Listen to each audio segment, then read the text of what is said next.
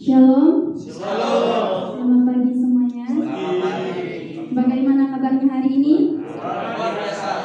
Puji Tuhan, luar biasa semua. Jadi di sini saya mau membahas seorang hamba Tuhan, di mana dia adalah seorang hamba Tuhan yang sangat takut akan Tuhan pada zamannya. Dari kisah kehidupan seorang hamba Tuhan ini, dia mengalami berbagai macam pergumulan. Bahkan hamba Tuhan ini juga pernah mengeluh kepada Tuhan. Tentunya secara manusia, kita secara pribadi pernah yang namanya mengeluh, pernah yang namanya mengalami pergumulan dalam hidup kita. Dan tidak heran dari kita, kebanyakan kita menyerah, kita mengandalkan kekuatan kita sendiri, dan kebanyakan dari kita menjauh dari Tuhan. Lewat setiap masalah yang kita alami, kita tidak pernah mengandalkan Tuhan. Bukan tidak pernah, jarang. Saya katakan jarang. Nah, jadi di sini kita sama-sama belajar dari kisah kehidupan seorang hamba Tuhan. Ada yang tahu?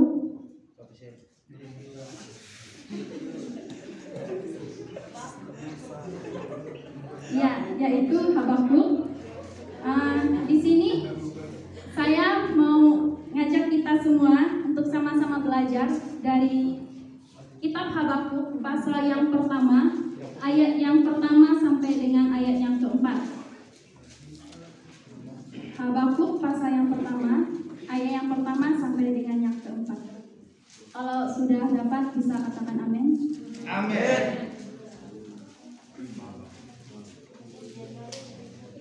Perjanjian lama ya teman-teman. Sudah dapat semuanya? Haleluya. Saya undang semuanya untuk bangkit berdiri.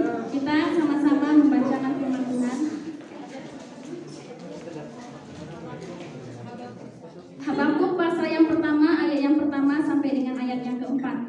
Dari hitungan yang ketiga, 1, 2, 3. Jangan lagi dalam kegiatan Habakuk.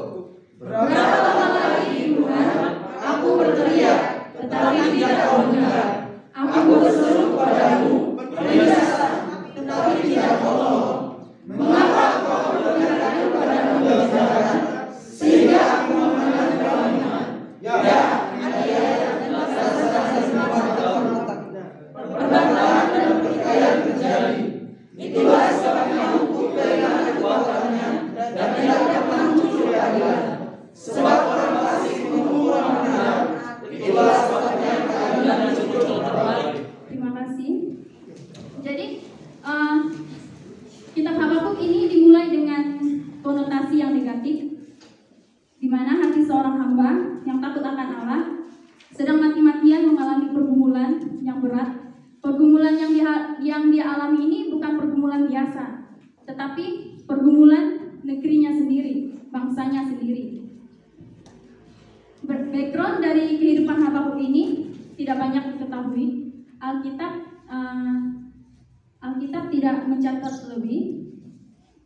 Pada masa Habakuk ada sekitar 612 sampai 588 sebelum Masehi. Pada masa ini di mana bangsa Israel sedang berada di dalam penjajahan, yaitu Asyur dan Babel. Sebelum pada masa Habakuk ini ada beberapa raja yang memerintah. Tetapi yang terakhir yang perlu kita ketahui yaitu raja yang terakhir yang memerintah itu Raja Yosia. Raja Yosia ini dia membangun sebuah reformasi, tetapi lewat dampak dari reformasi yang dia bangun itu seolah-olah, saya katakan seolah-olah ya teman-teman, seolah-olah bangsa Israel kembali melakukan hal-hal yang tidak berkenan di hadapan Tuhan. Mereka melakukan hal-hal yang jahat di mata Tuhan. Mereka melakukan hal-hal yang bodoh di mata Tuhan. Sehingga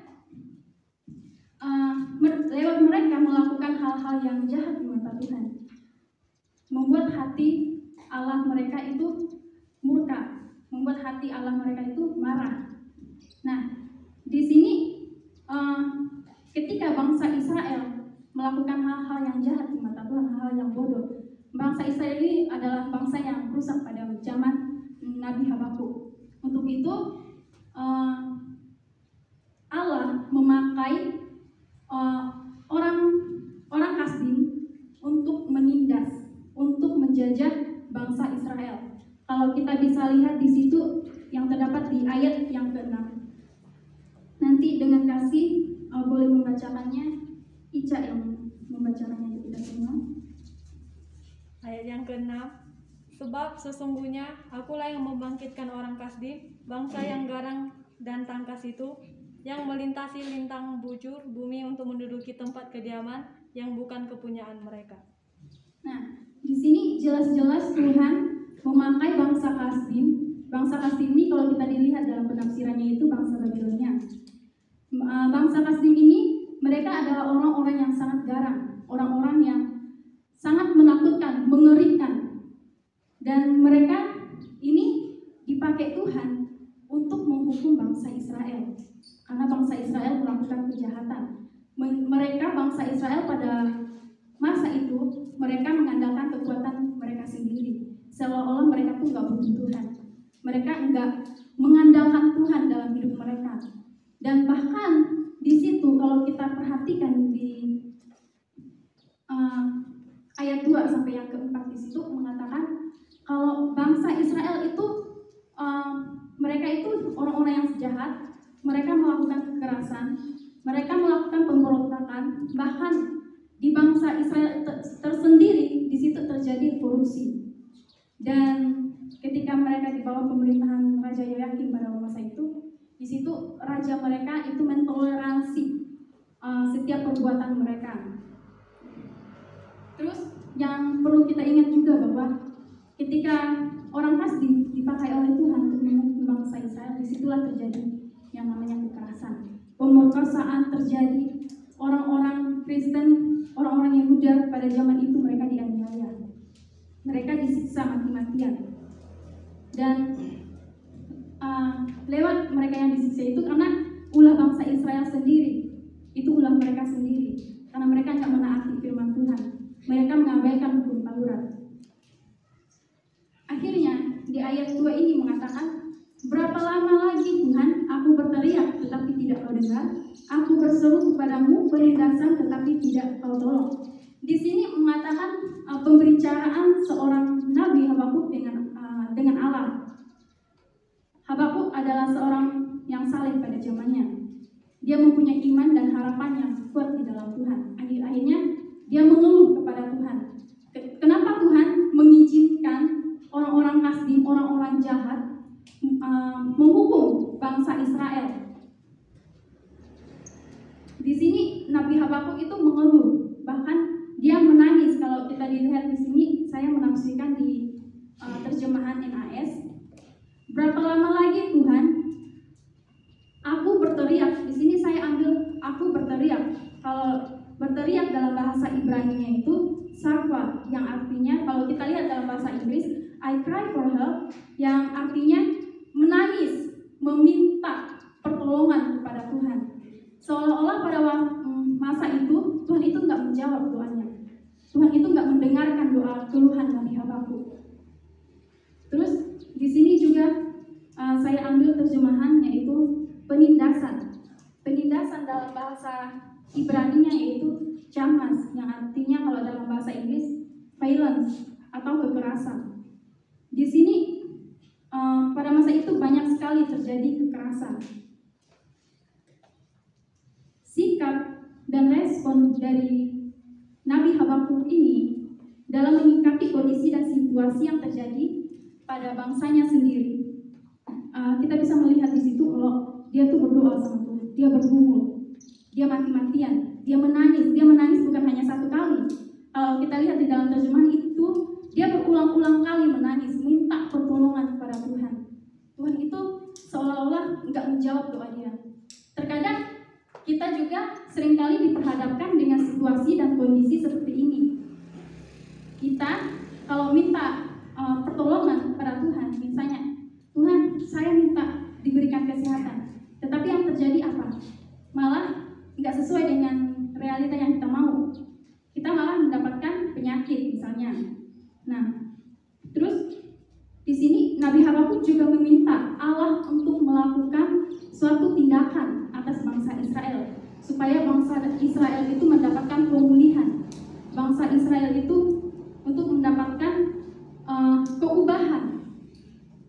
Di sini pergumulan seorang nabi itu dia begitu mempunyai prinsip pegangan menjadi seorang hamba Tuhan itu pada masa itu enggak mudah menjadi seorang hamba Tuhan di dalam masa penjajahan, di dalam masa penindasan itu enggak mudah. Kalau kita berada di posisi Nabi Habakuk, mungkin secara pribadi mungkin saya waktu itu ketika diperhadapkan atau di depan mata saya sendiri, mungkin saya bisa marah terhadap bangsa saya sendiri, atau bisa saja saya menyalahkan Tuhan. Kenapa Tuhan nggak menolong? Di sini juga mengajarkan kita untuk mengenal siapa Allah itu, mengenal siapa Allah kita, mengenal pribadi Allah itu seperti apa. Kalau kita nggak mengenal Tuhan, kalau kita cuma hanya tahu Tuhan tapi nggak tahu pribadi Tuhan, itu sama saja kita itu nggak ada perubahannya.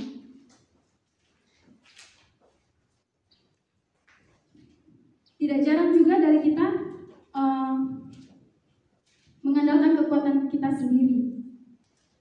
Misalnya nih, yang seperti yang saya sudah jelaskan tadi, kita maunya hidup kita damai-damai, fine-fine aja, tapi yang terjadi malah keributan, malah kekacauan. Terus kita juga minta kita hidup di lingkungan sekitar kita ini, kita minta kita tinggal di sebuah lingkungan yang baik. Tetapi keadaannya dan kenyataannya kita malah diperhadapkan dengan orang-orang yang membuat kita sakit, misalnya sakit hati, membuat kita marah berada di dalam suatu lingkungan. Yang perlu kita pelajari dari respon seorang Nabi Habakuk ini, dia sabar menantikan doa dan jawaban dari Tuhan. Dia sabar menunggu. Dia sabar dalam menantikan setiap pergumulannya, menantikan setiap seruannya di hadapan Tuhan. Nah, kalau kita lihat di situ di pasal 2 sampai dengan ayat yang keempat, ketika dia menangis di hadapan Tuhan, dia sabar menunggu. Karena waktu kita dengan waktu Tuhan itu berbeda. Kita minta doa kita dijawab hari ini, tahu-tahunya ke depannya baru dijawab. Kita juga harus belajar dari kehidupan Habakuk. Dia mau terbuka kepada Tuhan, jujur dengan apa yang dialami. Dia tidak menutup diri. Setiap masalah yang dia alami, dia nggak menutup diri. Dia nggak menahan hatinya. Dia nggak menutup dirinya, tetapi dia jujur pada Tuhan. Dia mengungkapkan isi hatinya kepada Tuhan untuk bangsanya sendiri. Jadi pada waktu itu bukan bangsanya yang berubah, tetapi Nabi Habakuk. Kepedulian Nabi Habakuk terhadap bangsanya itu sangat kuat. Kita juga belajar. Kita harus minta Roh Kudus untuk memimpin hidup kita. Kita harus mengenal siapa Tuhan kita. Lewat setiap kejadian, persoalan atau masalah yang kita hadapi, kita harus lebih mengenal Tuhan lebih dalam lagi. Kita harus belajar berserah seperti yang Kak Tre dengan Repa yang khotbahkan kemarin. Berserah itu bukan arti kita menyerah dengan setiap pergumulan yang kita hadapi, tetapi berserah dengan menyerah itu jauh berbeda. Berserah itu kita meluangkan setiap isi hati kita kepada Tuhan, meluangkan setiap pergumulan kita kepada Tuhan. Tetapi kalau menyerah, itu orang udah nggak bisa buat apa-apa lagi. Mari kita di sini sama-sama belajar berharap sama Tuhan, belajar untuk tetap terus mengandalkan Tuhan dalam hidup kita, dalam setiap kondisi apapun. Tuhan akan menolong setiap kehidupan kita. Tuhan tidak akan tinggal diam. Bukan berarti Tuhan nggak jawab doa kita hari ini, Tuhan meninggalkan kita, tidak. Tapi tunggu waktunya Tuhan yang tepat untuk menjawab doa kita. Pasti ada. Kita nggak tahu ke depannya akan seperti apa, tetapi di sini kita mau belajar untuk sama-sama tetap terus mengandalkan Tuhan. Tuhan tidak hanya memakai